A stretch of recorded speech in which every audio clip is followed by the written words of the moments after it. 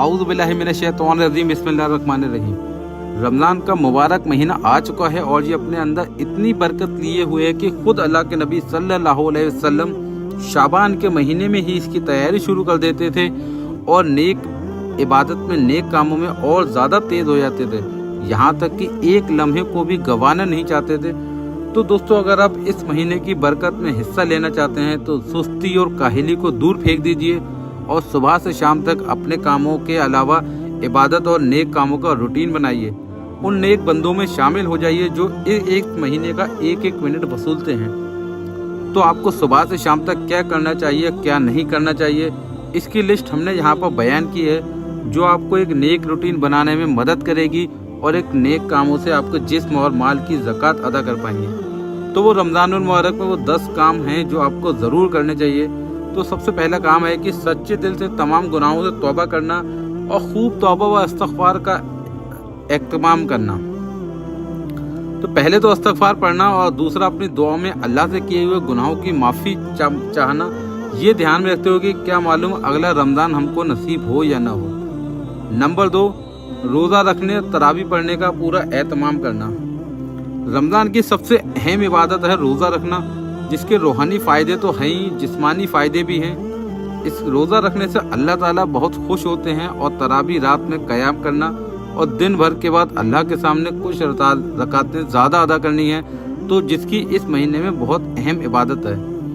Number 3, रोज़े में आँख, कान, नाक, ज़ुबान, दिल, दिमाग और जिस्मानी हिस्सों को हर गुनाहों से बचाने की पूरी कोशिश करना।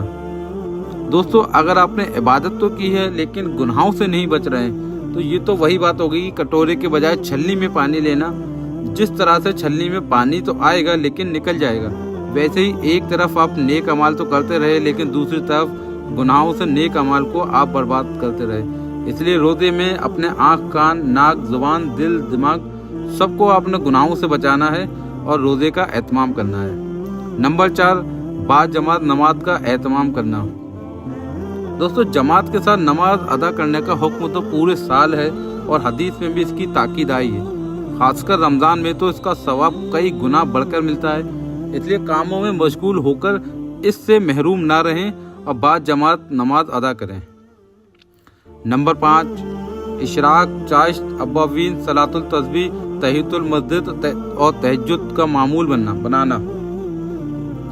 दोस्तों, फ़र्ज नमाज के अलावा बहुत सारी नफिल नमाजें हैं जिसकी अदायगी से हम अपने रब से और ज़्यादा करीब हो जाते हैं। और रमज़ान में इबादतों के लिए तो बहाना ढूंढना चाहिए, किसी भी तरह की कोई भी कोताही नहीं करनी चाहिए।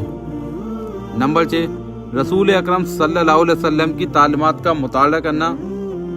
दोस्तों, हमारे आका हज़रत मोहम्मद मुस्तफ़ा सल्लल्लाहु अलैहि वसल्लम ने एक मुसलमान को नेक और सच्ची ज़िंदगी गुजारने के लिए क्या सबक दिया है, इसको पढ़ें और हदीस पढ़ने और उस पर अमल करने को रोज़े का मामूल बनाएं। नंबर 7, कुरान करीम की जितनी तिलावत हो सके उतनी करना। एक तो खुद कुरान की तिलावत के बहुत सारे फ़ायदे हैं और दूसरे रमज़ान में कुरान से ऐसा रिश्ता है कि अल्लाह ने रमज़ान में ही कुरान उतारा और जितने भी बुजुर्गाने दीन अब तक रहे वो रमज़ान में ही कुरान से अपना ताल्लुक़ बनाए रखते थे और ज़्यादातर कुरान की तिलावत में ही वक्त निकालते थे। कम से कम एक आयत का तर्जुमा, तफसीर भी पढ़ना और हो सके तिलावत के साथ उसका तर्जुमा भी पढ़ लेना। नंबर 8, चलते चलते ला इलाहा इल्लल्लाह का विरद करना और कभी कभी पूरा कलमा पढ़कर दुरूद शरीफ पढ़ना। दोस्तों, अल्लाह का जिक्र दिलों और दिमाग को इम्तिहान को बख्शता है और रमज़ान हो या गैर रमज़ान, अल्लाह के जिक्र को अपने दिल से लगाए रखें। अगर आप ऐसा करते हैं तो इससे न सिर्फ आपकी ज़िंदगी बल्कि आखिरत में भी आपको सुकून हासिल होगा इंशाअल्लाह। नंबर 9, जन्नतुल फिरदौस मांगना और जहन्नम के अजाब से पनाह मांगना। इन तमाम नेक अमाल के साथ जब आपको दुआ करना हो तो जन्नत की तलब करना और नेक लोगों की जगह जहन्नम से पनाह मांगना और बुरे लोगों की जगह है।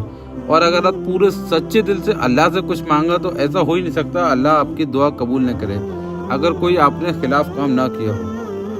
नंबर 10, बहुत ज़रूरी है सदका करना।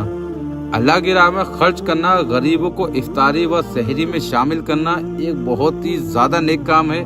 और सदका करना तो वैसे ही आपके माल में को बढ़ाता है, माल में